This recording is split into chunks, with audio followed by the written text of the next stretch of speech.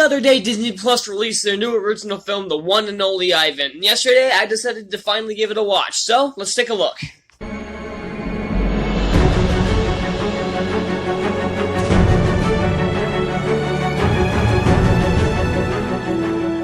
One and Only Ivan tells the story of a mighty silverback gorilla named Ivan who is a circus attraction with many other animals, including an elephant, a seal, a chicken, a rabbit that drives a fire truck for some reason, among others. And the day they get a new baby elephant named Ruby, she becomes the new headliner, and just a few days later, the adult elephant, Stella, dies, and she tasks Ivan with getting Ruby out of the circus and into the wild to be free. Or, I guess, into a zoo. This is based on a children's book, I guess a children's book.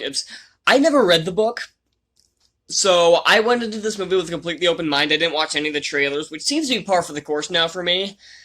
And I didn't like this movie.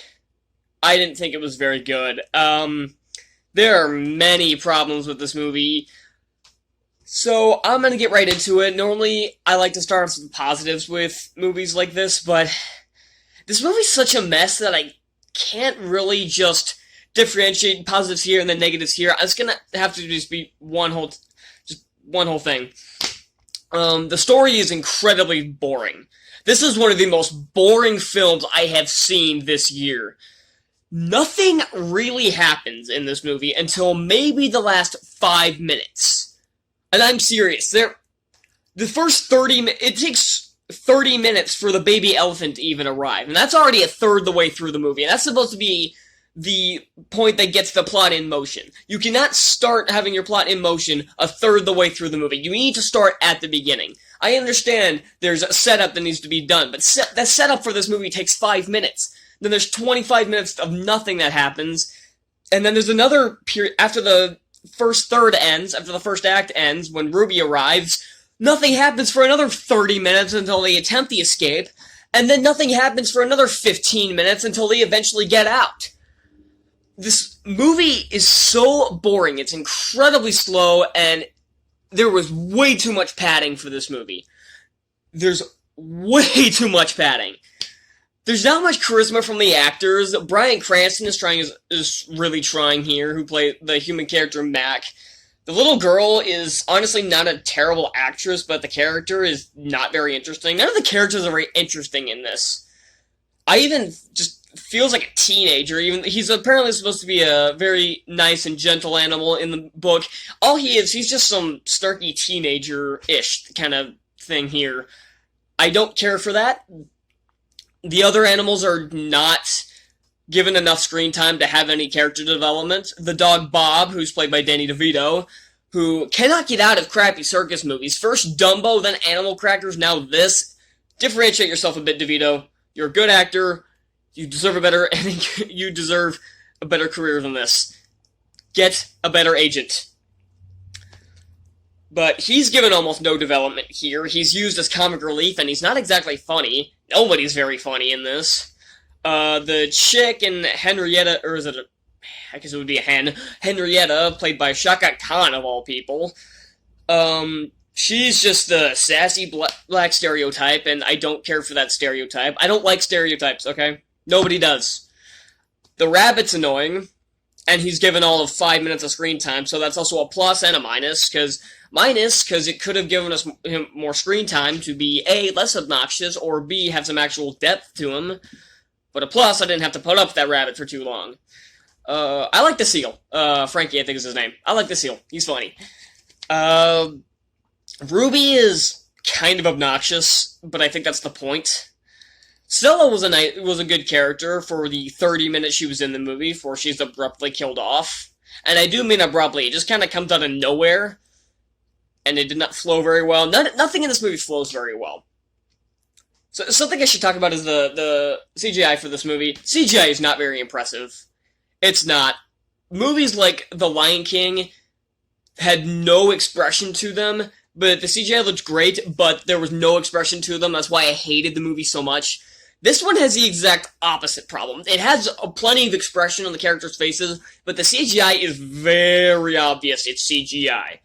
But honestly, I'll take expression over realistic any day of the week when they're supposed to be talking animals. Yeah, this movie's very formulaic. You can predict everything that's going to happen in this movie, and it's too boring that you're not even going to want to put in the effort for it. It's just that bad. Like I said, the actors have no charisma to them, mostly. Sam Rockwell is putting in the minimal amount of effort when it comes to playing Ivan. And who plays Stella? There was another actress I liked who plays Stella. I can't remember who it is, but she did fine. She was probably the only actor who was giving any sort of effort other than DeVito and Cranston. So one thing I'll talk about is Cranston's character, Mac. I hate this character, and I think you're supposed to, but at the same time you're supposed to feel sympathetic for him. I don't. This guy's very unlikable, especially since you can tell he basically trades his wife for a baby gorilla. Seriously? How am I supposed to like this guy when he's basically letting his wife leave? Oh, but I get to keep my baby gorilla, yay. Dude, if you want to keep your loving and beautiful wife with you, fuck the gorilla. Just screw the gorilla, man. Keep the wife, get rid of the gorilla.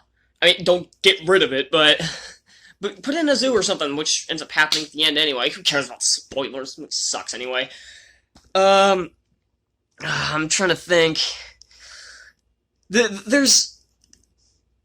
think there's supposed to be an animal rights message in this, where animals should not be kept in cages, but really, not only is it hammered into you, do they try to hammer it in you, it's not portrayed very well at the same time.